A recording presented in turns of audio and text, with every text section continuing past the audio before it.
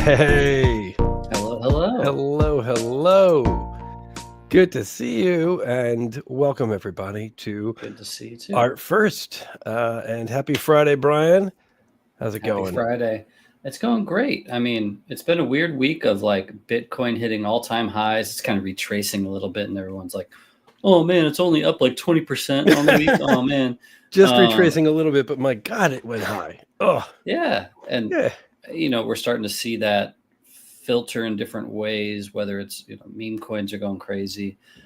Marfa is happening right now, and so we're seeing a lot of generative art like squiggles and fidenzas and all those things start to move. And so I think and Beeple just had like a museum show type thing, and so I think Nice.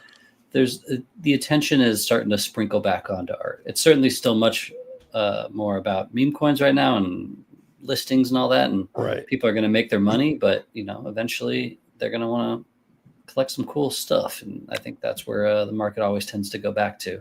I'm optimistic about it. I think that the fervor is coming back in general. We're going to ride that sort of like the hype at least for a few months. And I think you do start to see it come back to art already. Not like it was, but I'm optimistic, and even more so with like, a lot of people just outside. This is like the coming around Thanksgiving. This is when families, start to talk about crypto again, and it all comes up again, and it'll be interesting because Now, it's been 3 Thanksgivings since everybody made bad advice to their grandparents. Now they can be like, "Hey, you're good. You're whole again. The money's back." We finally come full circle. Grandpa, remember when I told you to get that Bitcoin? We're good now, right? No longer disowned. Yeah. So I think it should be fun. Yeah. Next week's Thanksgiving, so we won't be around for that. But I think vibes are a mixed bag between all things considered, but I'm optimistic about the next few months, and it's exciting to see all the stuff coming out of Marfa. I'm sad we can't be there, but we'll be make it there I'll one be year. in Basel in a couple of weeks, and so I'll be seeing a lot of those folks. Very good. All right. Well, then, without too much further ado, I think it's as good a time as any to bring in our new guest this week. Sure. Very exciting. He's an incredibly talented artist. Works in AI, but is couldn't be the furthest. He's the furthest thing from just prompting something and putting it out there. This man has incredible intention behind his art. He's actively building an entire universe and concepts of spirituality and philosophy and figuring out what reality is and reconstructing his own reality. And it's really fascinating stuff. And on top of that, the art is just amazing. So welcome everybody to BLAC. Hello. Hey. Hello. Thank you for having me. Welcome. Yes. Thank you for coming by, man. We still don't have the soundboard for the applause. Pew, pew, pew. Okay. There it is. Stoked to be here. This is going to be awesome. I haven't actually done a show in a while, so I'm feeling good energy about it, and I got a lot to share. So yeah, let's go. I'm ready. Awesome, man. Yeah. We will scratch the surface because and we'll have links to a bunch of stuff after the show on our Twitter. So if anyone's following, they can go and check that out. But I mean, man, you've got it all. Like you've got some concepts and ideas and art, and then you started writing a book, and then you're using so many different things to world build. And like I said, and your art is just phenomenal, and I think it's finally really just like in the last few months just picked up. At some point you hit the zeitgeist of of the Twitter sphere, and everything you put out is going viral, which is well deserved. But I think you really hit on you hit on something with people in terms of like where their mind is and where it wants to go. So why don't you tell us a little bit, like you've got so much to go through, like from your podcast to the book that you're writing to the art. Where does this all begin? And it begins with my understanding of something called syncretica, which you can talk all about. But where does all this like kind of come from? Yeah. Wow. Where to begin, I guess. So I think a lot of it comes back to it really boils down to my sort of search and quest over the last decade and a half at this point of like trying to understand what reality is. I think that's really what it, at the core of it, that's really what it is. That has sort of manifested itself in different ways over time for me. And as I've tried a lot of different things and had a lot of different experiences and kind of pushed the envelope of my own like self-awareness and consciousness, I've sort of come to different realizations about this thing that we have that is the human experience. And through the art in which I've been making in this space, a lot of it touches on that. And so the super quick, dirty version is I started working on a concept called penumbra at the beginning of 2023, late December 22, early 23. And it's a story of a traveler basically that goes through ethereal realms to find some level of enlightenment by sacrificing their own self-identity in the process, which I feel like a lot of the process of enlightenment is. And so during that process, I kind of developed this concept of, what is penumbra and how does it fit into the broader ethos of looking at my own work and how different ideas that I explored prior to penumbra actually start to build out a totality of a belief system of something. And that was how it started for me, was working with penumbra. And I actually had a very influential collector, the person who collected the very first penumbra piece, Michael, who actually used to run Join. He's a collector of Sam Spratt and a few others. So he has this sort of like mythos, idea and love for things like that. He collected the very first penumbra piece put out called Penumbra 3. And he and I had a lot of conversations in last year around penumbra and the idea of kind of building out something larger than that. And I started to realize during one very influential conversation that he and I had that a lot of the work that I had produced prior to that actually all fits into the same idea. It's just that I hadn't seen that yet. And so from that point, I started to develop a framework. So it was sort of asking myself a question of what do I believe in and how do I articulate that? Because it's been something that's really difficult to articulate, is finding something to associate my own sort of spiritual beliefs with and to kind of form a sense of identity with that after breaking it apart over 15 or 20 years. And so the answer to that is Syncretica. And so I developed out an 11 testament framework, if you will, for Syncretica and the sort of belief systems involved in that, which consist of astral projection, occultism, moral ambiguity within spiritual process, the power of self-identity and losing and the death of ego through enlightenment, naturalism, technological singularity, all these different ideas that I feel like humanity is facing right now, as well as spiritual ones that sometimes we refuse to face, and trying to bring out ideas that are embedded within Vedic traditionalism, Hindu beliefs, Islam, Christianity, all different types of religions, even back to Sumerian texts and things like this, and trying to bring that into an idea that is less based on the way that I would say religion typically is either take it or leave it. It's if you believe that this person existed 2,000 years ago, you gotta buy into that completely. And in my worldview, I look at it as 11 different entry points to an idea that we are something more, and it connects to a lot of different concepts. And you kind of take what you want from that and assign yourself to the parts in which you align with and resonate with, and the rest you can kind of leave at the door. And so I've been developing out these concepts in the form of what I'm calling testaments. I've written 4 so far. I have over 300,000 words written.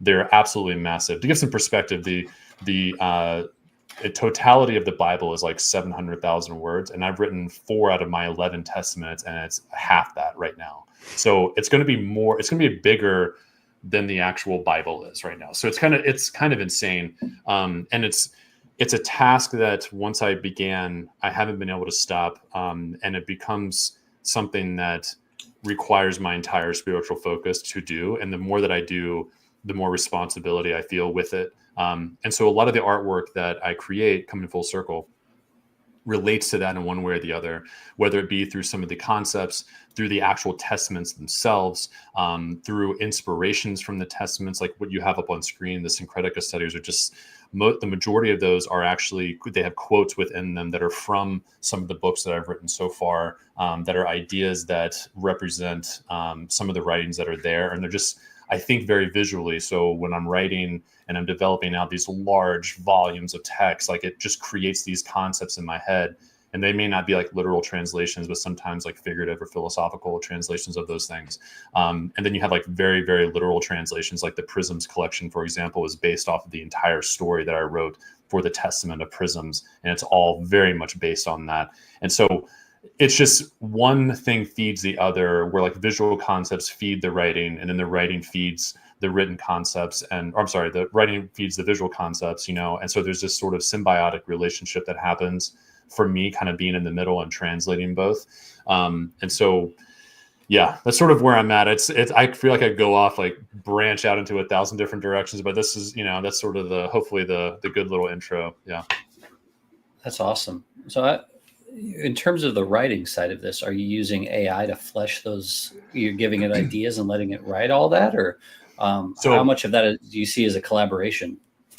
It's actually a crazy workflow. So as I said, I've written four full testaments so far. In fact, just a small sidebar, since you have this up, on the Prisms collection, each one of the animated GIFs has the entire book of Prisms encoded inside of it. So, and that's, if you looked on Twitter, there's like on my highlights, there's a link to like me actually having the full embedding. So you can download like the actual file from the IPFS and then put that into a decoder site that I built that decodes the entire GIF into the full text file of Prisms as a book. So it's pretty crazy. Awesome. IMLA owns that piece, by the way. Amazing. So when it comes to the actual process, like it's very interesting because it becomes like, I almost think about it as like the Big Bang or something, where like there's this single particle of an idea for me, and then I expand upon that. And then it's like this concept of, say, penumbra is a good example, where the core idea is astral projection and astral travel, something I've experienced in my life. And so it's very hard to articulate these ideas like that. Okay, I want to do something about that. Well, what is that? How do you articulate that? You have to build out sort of like an outline and a framework, and then you develop that out. That's very manual. And then I start to ideate on like ways that the art can change and evolve with AI. And then every single one of the testaments, the 4 so far that I've written, I'm writing the 5th one right now. Every single one of them, I've had an evolution of my workflow. So it's consisted of, but not limited to, working with ChatGPT, Claude, Anthropic, my own custom local models that I've been developing, custom GPTs, custom chatbots, things like that, and also a tool called Pseudo-Write. And so there's this constant dance that's happening back and forth between the different pieces of the workflow and the different systems and the different LLMs, and back to me, and editing and putting it back in and revising. And there's just kind of this dance that occurs. Excuse me. The Prisms one is the most recent one, and actually won one of the finalist positions with Claire Silver's last contest with this. It's something that is probably the most polished out of all of them, because the workflow I've gotten really, really down at this point. And it's probably the most like rich in terms of its like final version as it is right now. I would consider all of them still drafts at the moment, but they're like really good drafts. With AI, the challenges are different than when you write something manually, right? Because when you write something manually, you have like spelling and grammar errors and things like this.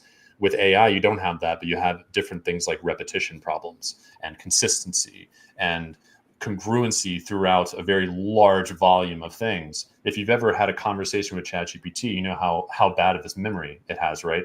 And so it's like that, where it's like, especially when you're jumping from model to model and tool to tool, you don't have this like inherent memory. So like you have to be that, like you have to be the memory storage, And so there's this, it's a very similar process in my mind in terms of like making visual art as well, because there's this kind of dance that you're having the whole time. I have a background of like abstract expressionism. Like this is, one of my paintings. I have paintings sort of all over my office.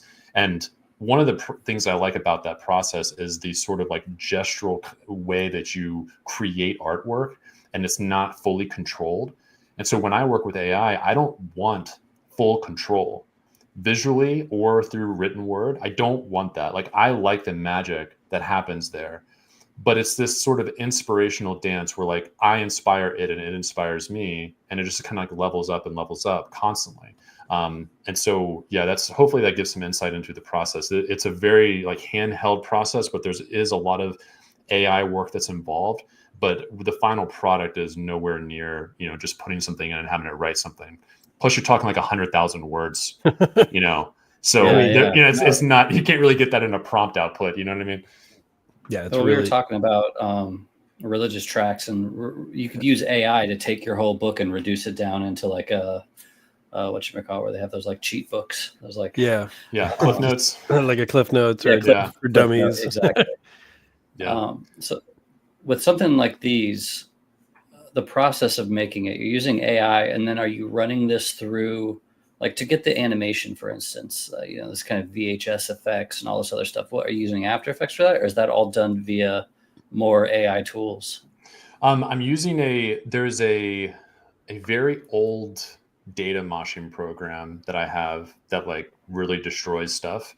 I'm using maybe like 2% of that. It's like a local like JavaScript thing. And then I'm running other things through PhotoMosh, which is like a much more like modern controlled version of like data moshing. And so there's a little bit of element of like actually destroying something, and then, running the animations through PhotoMosh and creating like really short GIF files, like for the Prisms ones. That's what that is. These are created in Midjourney, but my process for that is also very complex, where I kind of start with compositions and then build on that. There's a lot of in painting involved. And then like I used to be a graphic designer, and I understand how to paint things digitally. And like, so a lot of it I bring back in and I just hand work the entire thing, compositions. I composite different layers on top of layers and recolor and repaint and like hand do a lot of stuff. This is Alpha versus Omega. I think this is maybe my favorite collection I've ever done. It's a phenomenal collection, and when it hit the timeline, I was blown away. And it's reflected in like how many people have also picked up on what you've been doing here, and cohesively, it's such a strong series. Something I find really important when it comes to working with AI is narrative, but also some type of, not to use the same word again, but congruency with your work. There's this, traditionally with art, I feel like artists are known for a specific visual style, and maybe that evolves over time, but there's something about it that ties into it, that's always has a sort of like through thread. I think with AI, we don't necessarily have to do that. And I don't think you have to do that at all, but there's this sort of human innate thing that you have to have some type of relatability. You have to have something that ties into other things. And so for me, I've always wanted to be known for a philosophical concept rather than a visual one. And so a lot of the work that I put out may visually not be next to each other, but you can see how they do connect from a conceptual standpoint and from a philosophical standpoint. But then like with this collection specifically, I wanted to kind of marry different visual styles. So I think about things almost like the writing as well, where you have like these two concepts and you want to like connect them together, from a written way, like an outline for this chapter, an outline for this chapter. How do you connect them?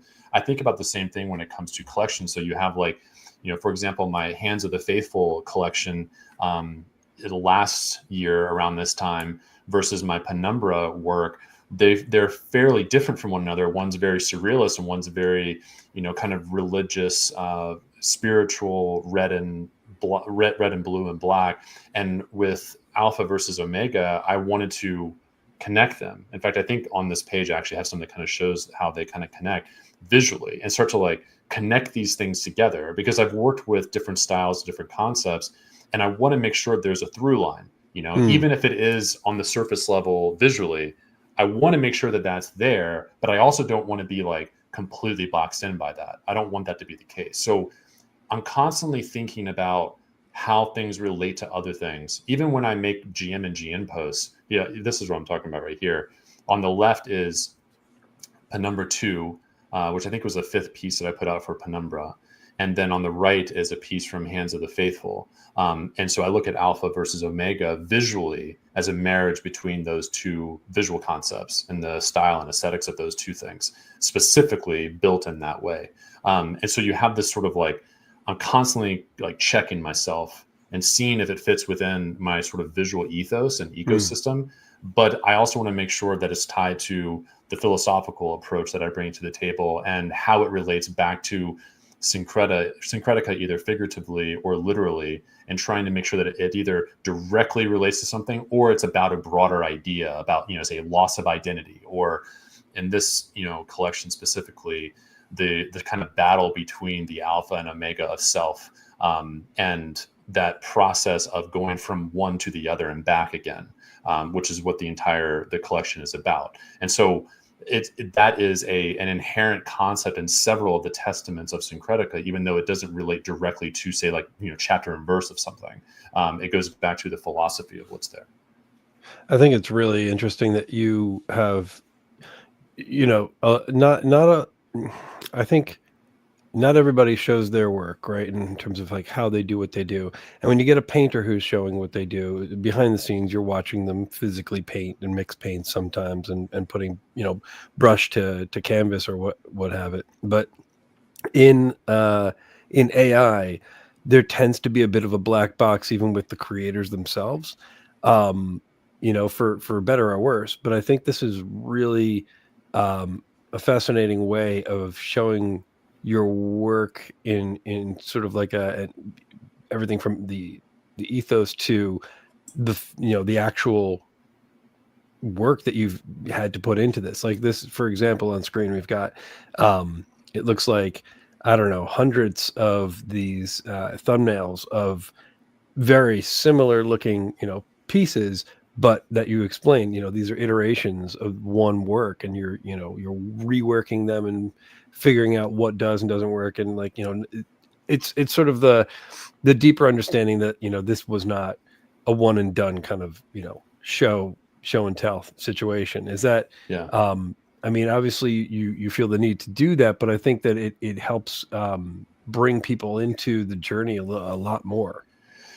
Yeah. And I think there is low effort things. I am probably the antithesis of that, for better or for worse, quite frankly. It's probably a curse at this point, but I get very obsessed with what I'm doing, and I tend to take something to a level that was not intended originally. And so when I start developing out an idea, to me, it's important to kind of say like, hey, this is what happened with it. And like the reasons why behind it. And I think with this collection specifically, there was so much intention behind what I developed visually. And in contrast to that, say like Prisms, for example, most of the works that are within that were explorations during the time that I was writing Prisms as a testament. And so it wasn't necessarily like this like specific story, but like the story itself was inspiring something for me. And so a lot of the works there were done as explorations, as something like for example, the Ignorance is Bliss one, that was something I posted as like a GM one day or something. Like it was something I just like did because I just had to get this idea out that I was writing about, this culture of people that are, their entire worldview and reality is built on self-curated algorithms. And they don't realize that, they're kind of brainwashed into everything they believe, and everyone thinks that they're right because of that. I don't know, it sounds familiar a little bit, right? But anyway, a part of me, I had to get this out, and so the idea of the story itself, once I zoomed out from it, I started realizing that I had a collection, that it had sort of developed into one, sort of accidentally, and I didn't have an original intention of putting one out when I started working on the work. But then once I saw how they fit together, and they actually, in a weird, somewhat unintentional way, they reflected the arc of the story itself. It follows this character called the Seeker, and they go through this whole process of waking up, and their prism breaks, and they realize all these things about what reality really is, and they kind of go on this journey of trying to find themselves in that, and they kind of disillusion their ego in the process. And there's like 5 chapters at the end that are multiple realities that all just kind of break into all these different options, and like it's really wild. And it's like I started realizing that the actual work that I'd been creating excuse me, in the order in which I'd been creating it aligned with the story itself, because I was just creating work about the ideas that I was experiencing while writing it. And so sometimes the process is different, and this one, instead of having like an exhibition page with all the information, in contrast to say Alpha versus Omega, this one I was like, I wanted the book to be in it. Like I literally wanted it to be encoded and put into it. I worked with a friend of mine, Crypto Ping, huge shout out, huge like data guy, really good at putting things together that are dynamic and that sort of thing. I highly suggest everyone to go and check him out. But he and I worked together on this, and we tried a couple different ways to do it. And finally, we developed a way to, encode the entire book into each one of these. And so, like, to me, like that was the process where I was like, I didn't really care about putting my process of how I data mosh things or how I did the animations, but I cared about the book was literally the process. Like that's what made this. So the process to me and when I share what I share is kind of dependent on what it is and how I got to that point. Wow. I mean, sorry. It's really cool. It's, I think I mentioned this before we went on air. A lot of the work that you do, especially not the visual work, but the written work, it takes a little bit of time to digest. It's a lot in a good way. And it's the kind of stuff that I enjoy going back over and over again to dig in, to figure out what's actually being said. And I think it's such a rich tapestry of ideas. And so many of them are at their core very relatable. So yeah, with your background in graphic design, were you doing work that led to this? Like, were you doing things that had photo collaging and things like that? Because I look at this stuff and it seems very well grounded in that kind of work. But again, I don't know. Maybe that's something that you found later, or how'd you arrive at that kind of style? Yeah, so I was a graphic designer, brand developer. I worked in agencies for a while. I've ran several agencies myself. I've owned several companies at this point.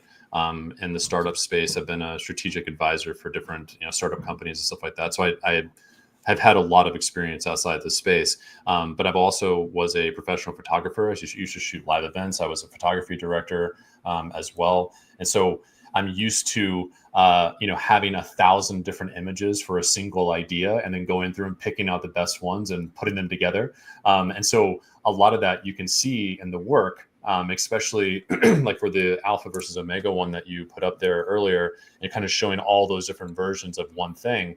That's where that comes from for me, and being able to composite all of it together. And I think visually like that. Like I see 100 different versions of something and I pick out this element, this element, this one, and putting all those together. And like it's visually in my mind, I know what I'm going to do with it. And so a lot of stuff, like for example, the stuff that has more like text and things like that in it, I love working with text in images. And that comes from being a designer for so long and, laying out copy on ads and like things like that. And just sort of like wanting to kind of break the mold on that, but also use a lot of the typography skills and awareness more than anything when it comes to this, and being able to kind of put something in there. Like the one right there above that one's pretty good too. That was the 4th of July piece that I put out. It's so good. Yeah. It's a little bit edgy, but I like this idea of kind of breaking expectations, I guess. And I wanted to feel like that loading error piece is probably my favorite piece out of the Prisms collection. It sort of represents this idea of the seeker completely breaking the world. Like literally at the end of the story, they break reality into 5 different alternative endings. And in doing so, they can't find themselves. Like the idea of the seeker is trying to solve the problem of humanity's own free will and being able to understand reality. And so, and every single time of attempting to do that, they end up either breaking it or breaking themselves in the process. So they can't have both. They can't have a reality where everyone understands the truth, because then it goes to complete chaos. They can't have a reality where only they do, because then they're the bad guy, and ends up like having these challenges where the final chapter, which is the 5th alternative reality, is basically them checking out from all reality. And the only way to allow it to continue forward is for them to just not be there. And so that's where like the loading error idea is like unable to load self-image. Like they can no longer be there. And so I wanted it to like completely break, it's like, and that's just, again, like these are one of these ideas that just come to mind when I'm writing something, and it just kind of pops in my head. And then a lot of times, like, the visuals tend to influence what the final written version of something is, because it's like I have to articulate it in a visual way to articulate it in a written way sometimes. And so, as I said before, it's like a symbiotic relationship that happens. But so I guess my big question now is, let's say 50 years from now, this book becomes Scientology. Do you want to see yourself as an L. Ron Hubbard creator of it, or do you want it to be the AI as the creator? Do you want to, like, what would you envision the perfect, because you're building this kind of religious cult around these ideas and stuff, and how do you want people to perceive its creation? Well, I think you asked two different questions. I think you asked, so at the end you say, how do you want people to perceive its creation versus how do you want people to perceive its creator? And I think that there's and I'm just kind of calling out the difference that I see. Like, I personally have never been someone who enjoys being in front of the curtain. That's just not my thing. People may find that hard to believe because I feel like I present myself in a way that, you know, I own it and I can do it and I can go talk on stage and I can talk on spaces and shit like this, and that's fine. But I don't really want that. Like, I don't care. Yeah. What I would rather have is it to go out and people know it for what it is rather than me. I don't have any intention on that. And I definitely don't want to be an L. Ron Hubbard. I would find it to be very ironic in a way. It would actually kind of make me smile, to be honest. But yeah. I look at it as like, let me kind of put it this way. I think I don't want or have the intention of a religion per se. My desire, like the quest is not the final output. The quest is the development of it and the articulation of things that I've had a hard time articulating over time, and trying to really nail down, like, what is this experience that we're in. That to me is what it is. If it's only for me, then it's for me. And maybe it is. I accept a lot of the hurdles that come with this. And I tend to, you know, like right now, you guys are asking me questions. I can talk a lot about this stuff, but I don't, because it's like too much to talk about. Like, I can't put all this shit on the timeline. You can't write. It's too much. And I know that there's like a consumable challenge with that, right? And so to me, like, I can't worry about that or consider what the perspective is later, because if I do that, it'll affect what I create now with it. And I think that's a huge, and again, these are questions I think about all the time. That's what George R.R. Martin's dealing with, trying to finish his series about Game of Thrones now. Right. I think it's a good point. And you also have all these other players involved in that too, right? Where, like, you have too many cooks in the kitchen. And for me, it's like, I think as I said before we jumped on this, jumped on the live, like, to me, I feel like I'm kind of taking the marble out of the quarry right now. Like, I feel like that's sort of where I'm at, and beginning the process of chiseling it down.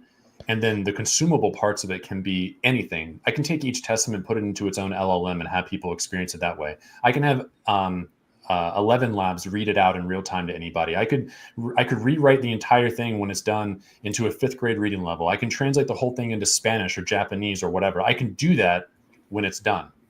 Yeah. I can't do that prior to when it's done. And so, and a lot of it requires a lot of other parts of it to be done, if that makes sense. Like, it's kind of canon in a way, you know, like, you have these elements and things have to kind of align, and in some ways they do in different versions of it. And so it's like, I kind of have to have all of it at one time in order to even know what happens with it afterwards. And so I don't have the intention on people looking to me as someone who created it. I look at it as, like, I discovered it. That's sort of how I look at it. A friend mentioned that to me once a couple months ago, and I keep thinking about that term discovery rather than writing, because I feel like that's what it is. And I want it to be something that is interpretable. I want it to be something that people can pull off of a shelf or open up online and read a single line of it and glean some type of wisdom that answers a question for them. Yeah. Rather than reading the entire thing, you know? I think that nails the answer. It's about interpretation. And what you're building, you know, I said Scientology, but really I meant Dianetics, a history of sci-fi and fantasy writers over the last 100 years that have become semi-cult leaders to different degrees, whether it's Lord of the Rings, or whether it's Dianetics or all these other things. It's people interpreting them for life lessons of how to live. And I think you're undertaking a world building exercise that is extremely difficult, but the success of it will change lives. I think that a lot of I agree. I think that it's like, I come from a perspective of not having a home spiritually, you know. I come from that point where, like,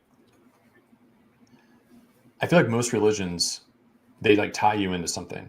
You know, as I said before, it's either you take it or leave it, or you either come in, you take all of it, or you're not allowed in the room. And for me, I don't think it's one answer. It's a lot of different answers, and I think it's slightly variable depending on who you are and where you come from. I think that that's really the answer. It's not a static answer. It's a dynamic answer. And so for me, that's what I'm trying to achieve. I'm trying to build my home spiritually with it.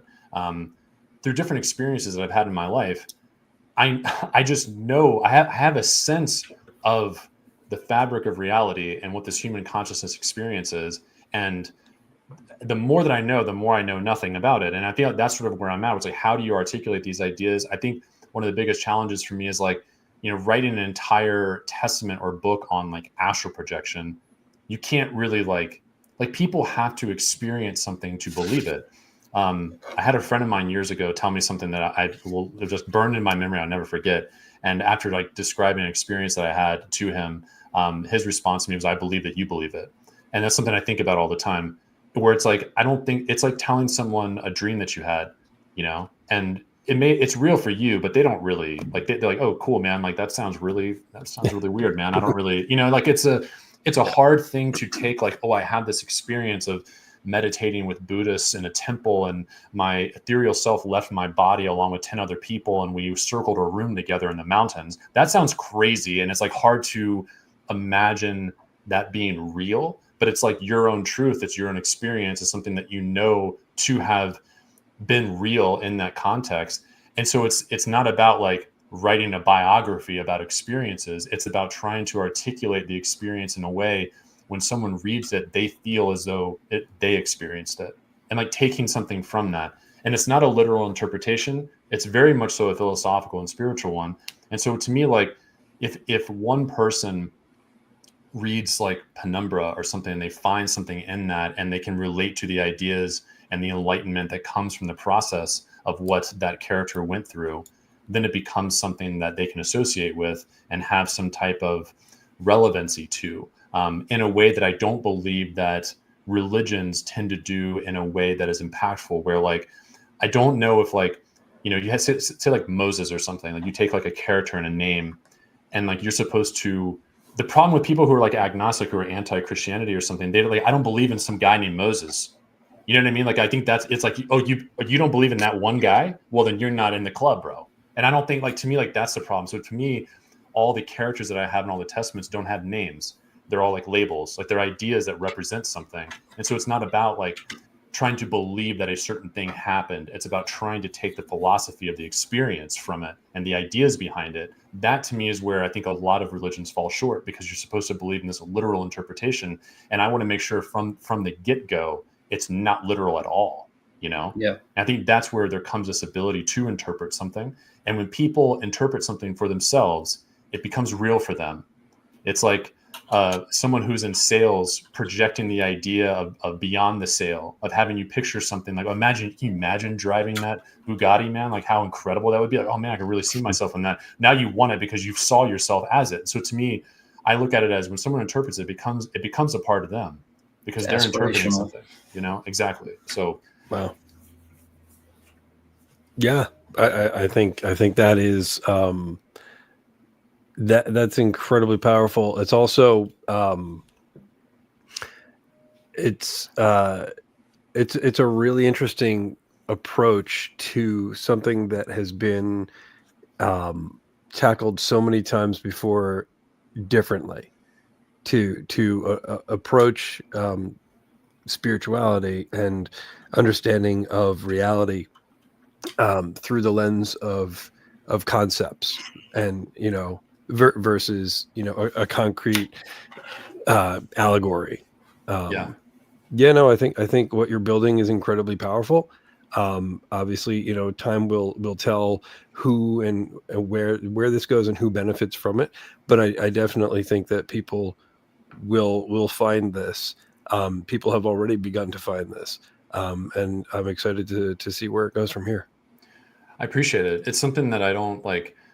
I felt some pressure on it at one point of just like trying to get something done, because it's such a huge thing, and I've sort of let go of that recently. And it's just more about I just don't. I just want to develop it in like a respectful way because it's not something to me that's like should be rushed.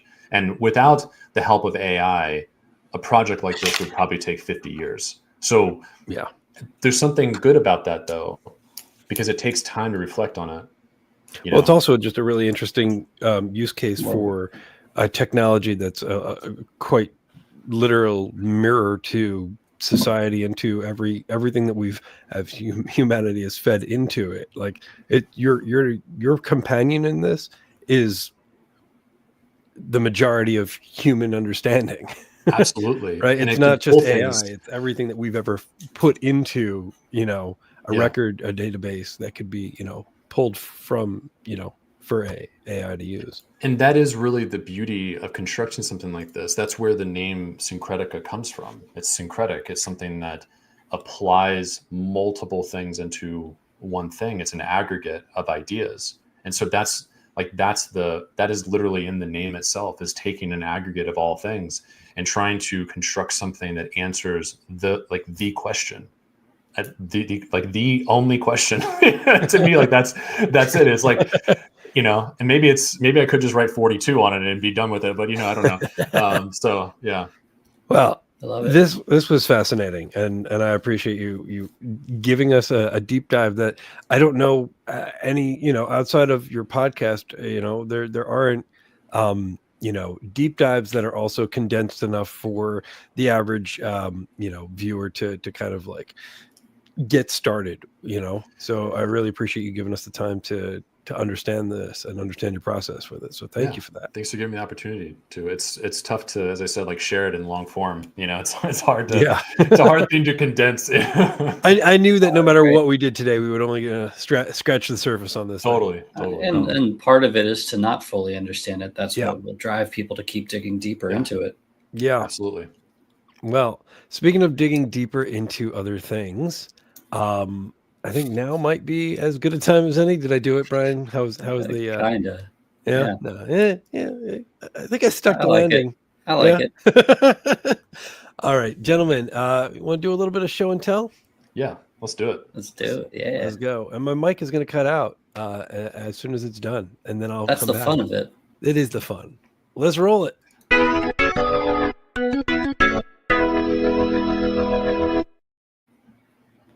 What happens now? Does it work? Oh, it worked. Kind of. Wait. No? Yeah. Yes. Yes. I think I figured out a mild workaround. Yay. Well done.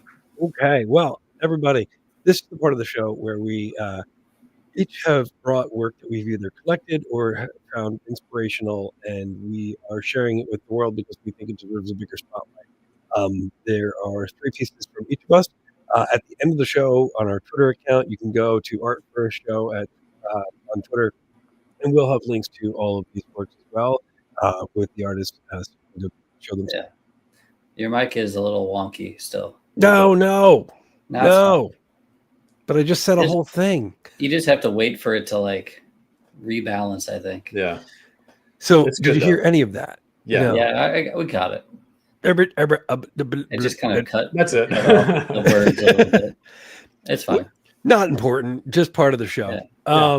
Okay. People know the drill. It's the aesthetic, They do. We're in episode 30 something, maybe 33. I think we're on. Yeah, 33. Right. Yeah. That's a good number for me. I like that. It is. Speaking of 33, I'm very proud of this segue. BLAC, you've brought a piece here, and we're going to talk about it. It is Allegory of the 33 Senses. What? Yes. This is Underworld. I should have tagged him and let him know that I was going to talk about this piece, but I didn't. He'll be tagged later in the in the rundown. I Fantastic. like the numerology aspect. Underworld, he's a friend of mine. I actually met with him in person a couple of times. But I ran a artist incubator for the last like year and a half. I just recently kind of closed it down because I just don't have time right now. But he was in my artist incubator as well.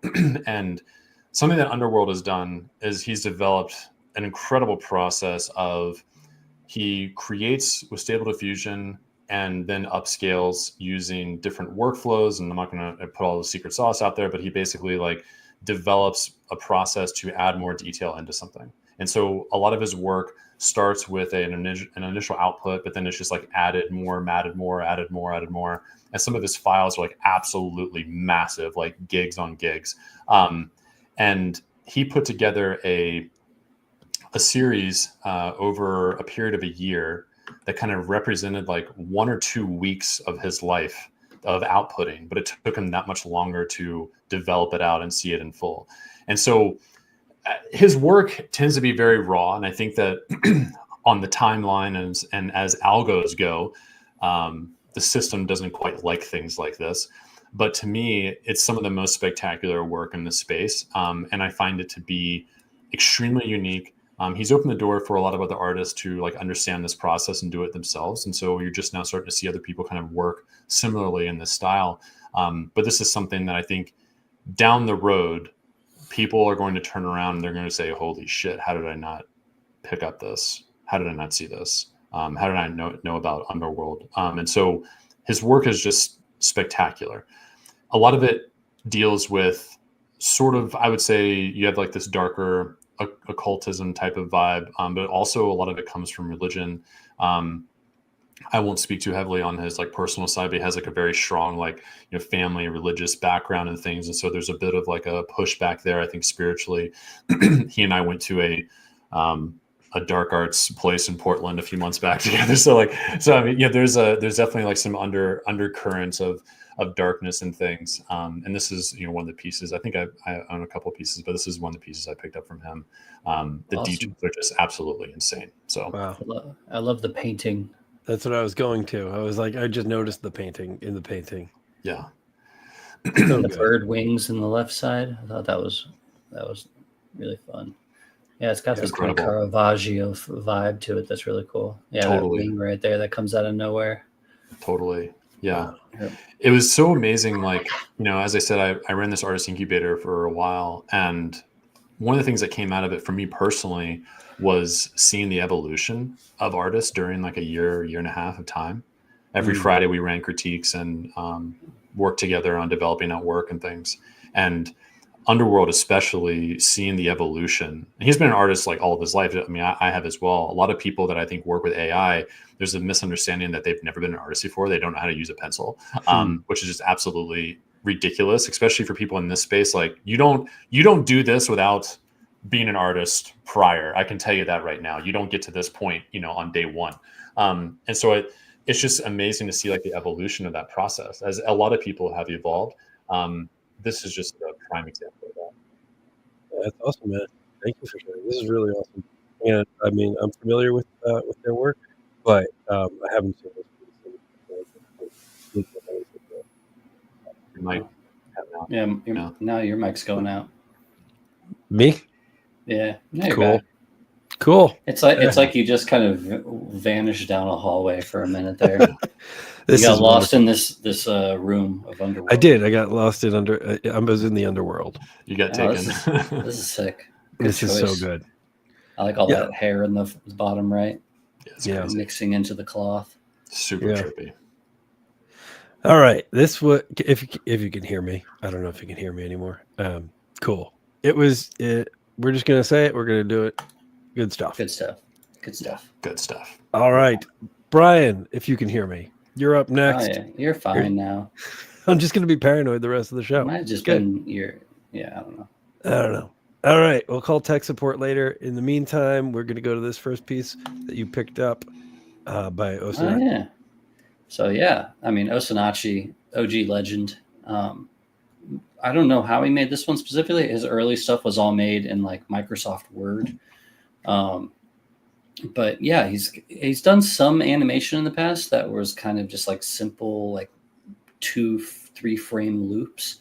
This was a real step up for him, and it was a part of the Click Create drop with Batsupium curated this month. It's the first drop of it, and I picked it up, and I just think it's awesome. I mean, I'm such a fan of his work, and I feel like this is a level up moment for his art. I know he went through that Toledo Museum residency that he just did as well, and I think we're starting to see the fruits of this evolution. It's very cool. It's a lot to take in, and but I like that it doesn't go far in terms of like where the distance from A to B, so that I can still kind of like understand what's happening. Yeah. I think it's also very relatable, and it kind of adds like the shakiness of the framework adds to like this anxiety that comes with like checking the chart every 5 seconds. It sure does.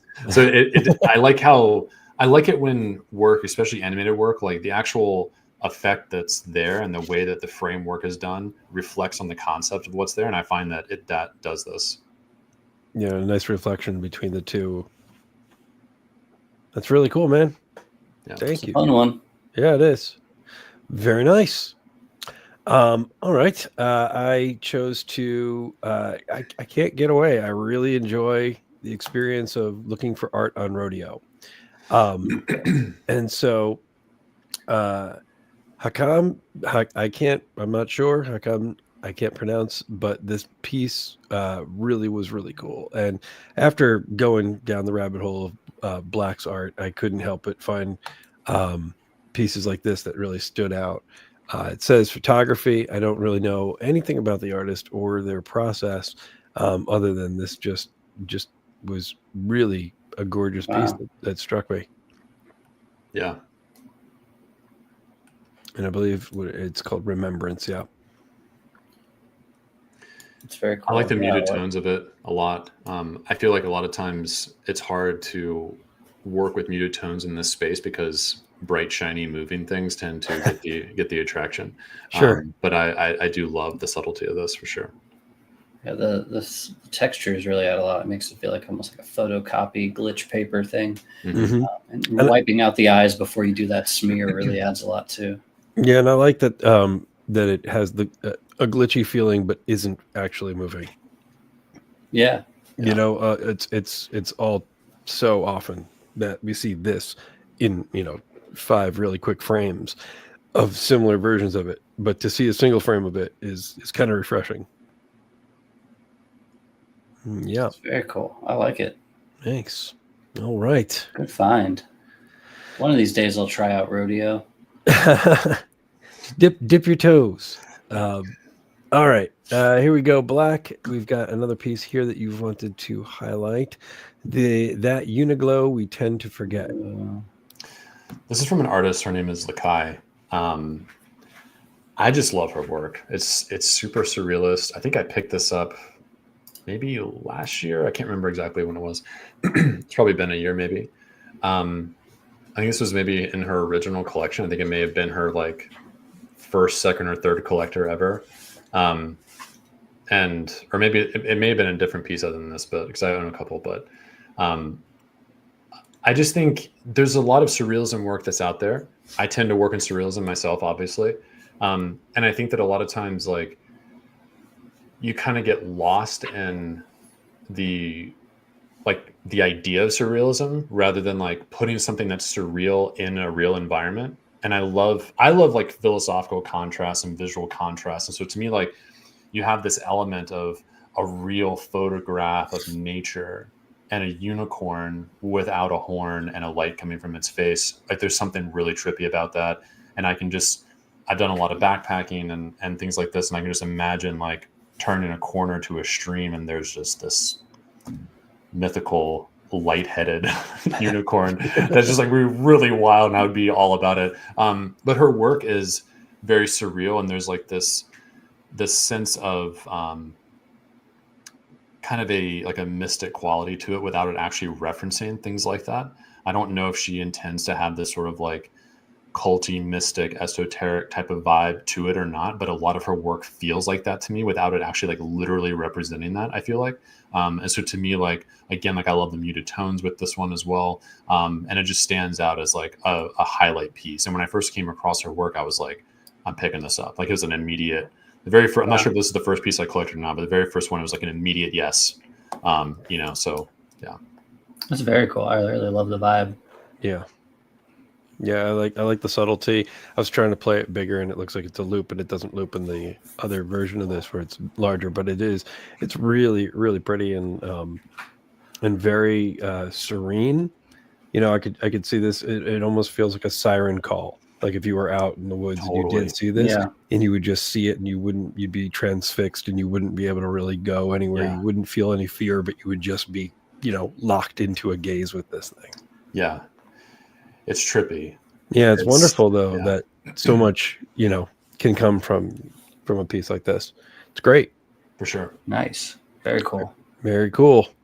All right, Good Bryan. Stuff. Is it official? It is now. Good stuff. Bryan. Let's stick with religious vibes, and let's go to this piece from Una. Yeah, so this is one of Una's new drops, which is called Validate Me. She did a series of, I think, 5 different religious tarots, essentially. So if I would click on it versus making it bigger. Oh, of the one time, Bryan. Yeah. Click on it, you get the back end, which has a little prayer card. Look at that. Clever. Una's awesome. She's always doing really creative stuff. And I love the kind of, sorry. Oh, keep going. Oh, go on. I was gonna say, I love the indentation on the back. Yeah. It's like, and it's like flipped like a card would be, like you would have on a playing card or something. Mm-hmm. Really cool. So I didn't mean to cut you off. I thought there was a break. Oh no, yeah. It's just again, a little bit different, a little bit fun, and there might still be minting a couple of them, but if you click on the collection, you can see it's a series of different kind of religious interpretations with her as Mary, which is just fun because Una is a goofy and fun, and always coming up with interesting angles.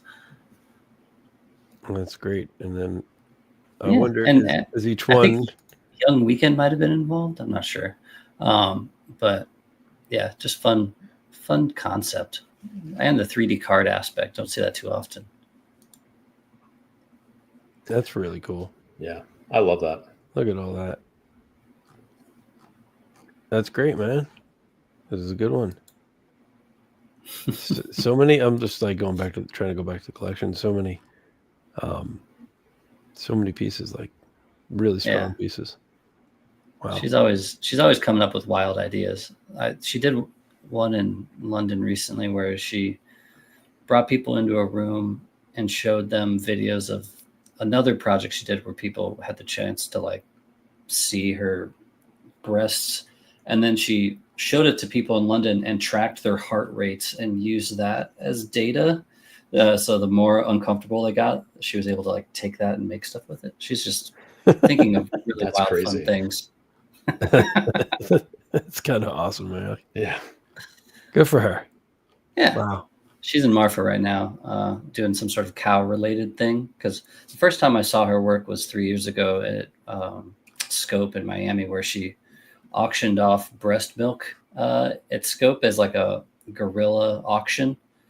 But she had like a fake prosthetic breast that squirted out milk, and then she was like, "Who's the bidder?" And it sold for like $100,000 or something. It was all a big performance thing that caused a hoopla at Scope, and it was very funny. That's cool. All right. Wow. So many pieces to go through. Wow. That's a lot. That's a big. I think there's only 5, and I think that it's like you get them in sets of 5. Okay. I could be wrong. It looks like there is more than. It looks like a lot more. Oh yeah! Wow. Okay. I think I've seen like 60 so far. Wow. Okay. Never mind. Very cool. All right. let's see. Moving on. I have a couple more to go. This piece, I don't know the artist again, and I don't have their work, but Time Travel 119 says AI art, and I mean it's really really cool. I don't know anything other than what we're looking at right here, and the description here was kind of cool. Um, just leave that there, but it's just really it stood out. It's really unique, and I hadn't seen anything like it, and it gave me, I really enjoyed the vibe of it, and Yeah. you know, it's almost like a feeling of like shadow self, um, and obviously very otherworldly. You know, on the surface it feels almost like an X-ray, but there's just something about Yeah. it that feels you know, worthwhile giving it a second look. Very interesting. Yeah, it does feel like the X-rays at the airport or something. The poem is beautiful. I love that. Yeah. Yeah, and again, you know, I don't know. So maybe this was made with AI. Maybe this was also made with AI. Maybe it wasn't. I don't need to know. But I just find it really Yeah. fascinating. And I love that it feels like like a card in a book or a piece of Hmm. manuscript in you know, you can kind of like, for me, I can kind of like, for what it's worth, I can smell what this paper smells like, if that makes Yes. sense. You Totally. know, th- I know a book that would be like this, and it's that sort of mystical, reality adjacent feeling that I have with this, that you know, um, that really drew me in. It's very cool. What's the artist's name again? So here we go. Let's see. The Oh, artist's oof. name. Yeah. Oh, okay. Anaconda. Anaconda. And Oh, she's awesome. She's awesome. well, there you go. Yeah. Anaconda. Yeah. A1111 AOCS. Anaconda. Yep. Nice. Work will be all the stuff will be linked afterwards. But Yeah, very cool work. really great work. It all has that kind of 40s, 50s vibe, Mhm. surrealism. I love it. Yeah. And I love with AI art when you see things that are, like I said, just like reality adjacent. Just things that you know just are slightly off. Yeah. All right. Black, I believe you have one more piece, and each of us has one more to go. We'll start it off with you. This piece Yeah. here by Doc T. So it's a collection that's not out yet, but I feel like I had to bring it up. One of my closest friends in the space, Doc T, I actually talked to him this morning right before this on a call, but he has this collection coming out called My Brain on Chain. He's a doctor in real life, but years ago he had MRIs done of his brain. And he's taking every single frame from the MRIs and putting them all on inscriptions. And so his entire brain in layers is going to be on chain. And it's the craziest. It's one of the most like legacy building concepts I've seen in the space. And it's extremely inspiring to see that level of, I guess, like personal transparency in a very literal way of like taking your actual brain and putting it in a place that has such permanence. And there's also a physical component. I believe he's doing like actual floppy disks and some other things for collectors when it comes out. And it's been something I think he's been working on for maybe close to a year at this point. But it's just a crazy idea. And I find it to be very inspiring for a lot of different reasons. So I feel like I had to bring it up, even though it's not out yet, but it's something he's putting together. I love it. When you said there's a physical aspect, I was like, oh, you get a piece of his brain? Cool. Everybody gets a slice. It's gray. Is this gray because of gray matter? Are we to read into? I think it actually, I'm maybe speaking out of line, but I think it's from a compressionism standpoint. Lack of color, smaller file There size. is yellow. There's a tiny his bit of his yellow. whole thing is yellow, so yellow and black. But yeah, it's awesome. It's such a cool idea. And there's so much more that there's involved in it, but that's what I understand it to be from the surface level. Yeah, I'm curious. This is the animated version. Each slice would be its own. I would imagine each one. original Yeah. Inscription. I'm curious to see I think this is like a what it's like. placeholder. Yeah, I think it's like a Nice. placeholder image for the collection, but because it's not out yet. But A very fun idea. Yeah. Very cool. I like it when the eyeballs come up. Yeah. Yeah. Um, Very creepy. it's so fascinating. I mean, I've seen sliced brain scans animated, in the past. It's always fascinating when you see things like just echoing in nature, right? So like we're looking at this and it just looks like um, either clouds or electricity or fire. It's all related. It's just really beautiful to see stuff like that. Yeah. Okay, Brian, your last one for the day. Gonna go here. Scribble All Party. right. Scribble Party by Minimizer. Minimizer. Love Minimizer. Yeah, Minimizer makes awesome generative art. I thought this was a really fun one. That's like people within people. Hmm. And I thought the mechanics of this drop were interesting. I might be butchering it, but basically what it is it minted and it closed when it no longer got a mint for 24 hours. I know it was still minting as of this week. I don't know if people kept it going or if it has ended. But I think that's kind of a novel approach right now in this like age of trying to figure out what's the scarcity, what's the edition size. Just let attention decide when it should stop. I think it's a really cool series. It's all plottable and stuff, and Minimizer always just makes sick stuff. But that's awesome. I thought it was an interesting mechanism. This is really fascinating to be generative as well. Just like the composition and what's there and the subject matter for it to be generative is like really cool. Yeah, you can go to the collection and see kind of the variants of it.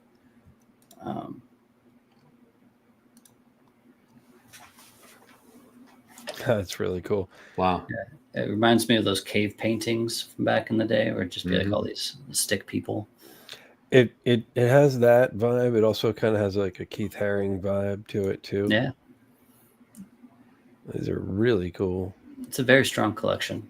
So I love that it has the border around it, but it's not like a harsh border where like all the shapes just like conform to the border. That's really fascinating to me because like it's not like something that's just like cut and chopped, but it actually like forms to it. Mm-hmm. It's lovely. I love it. Yeah, man, these are just wonderful. If it's still minting, go out there and mint it, and if not, it's just a really nice rare collection. I'm gonna say I'm gonna have to check it out and see if it's still minting. Very cool. Good stuff. All right. One last but not least, we've got this is Proportion. It's labeled abstract. Artist is Mohi. Really just I love it. I love the texture. I love the gradient, the subtle gradient. Yeah.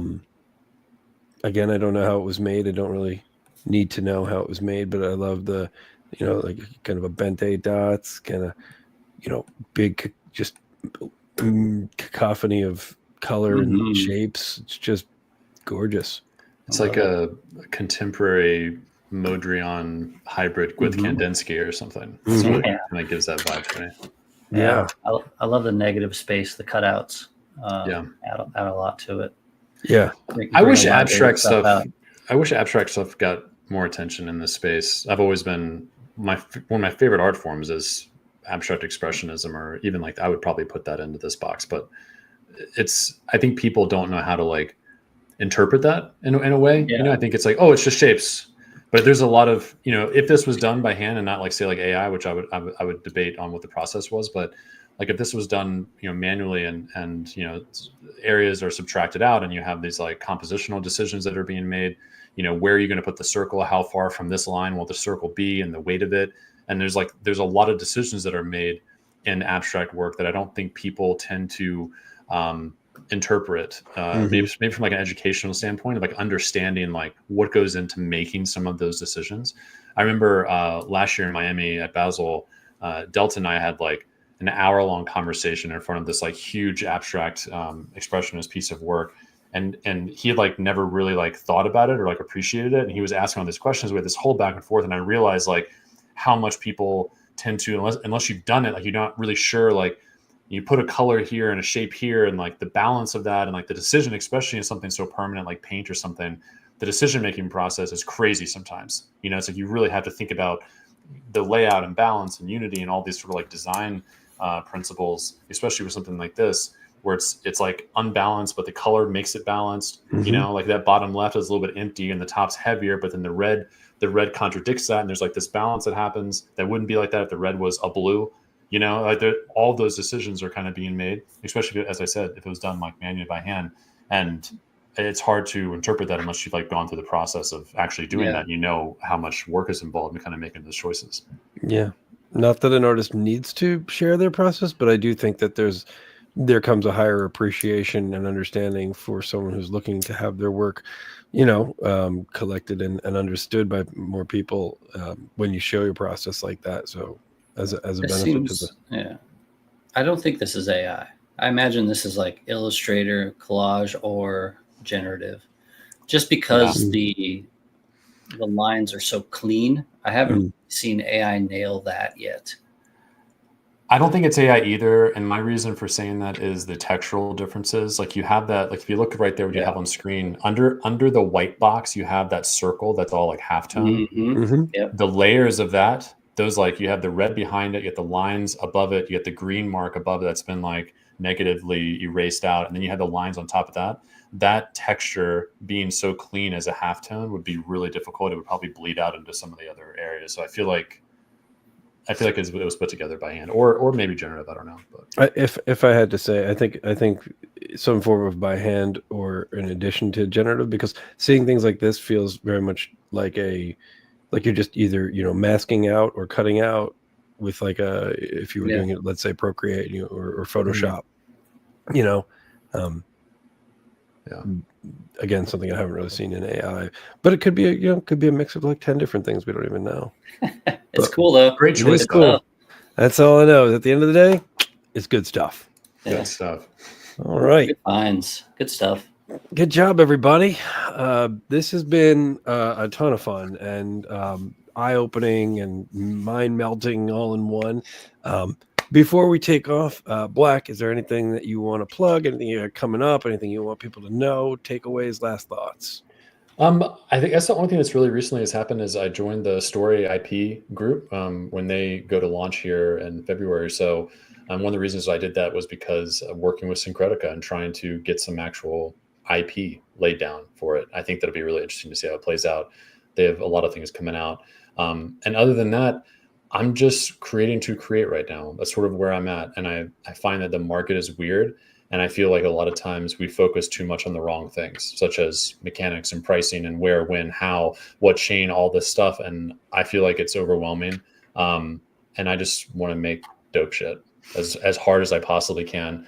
And that's sort of where I'm at, and I think there's something valuable in that, and I hope that others like find inspiration in that. I know that sentiment can be up or down at different times, and morale can be down when there's not a lot of sales and stuff, but it's not always about that. And sometimes you just kind of gotta take it and be like, I'm going all in no matter what this is and doing the best of my ability, and it just is what it is. And so that's where I'm at mentally is that place, and I feel really good about being there. So that's the only thing that I would hype up is that.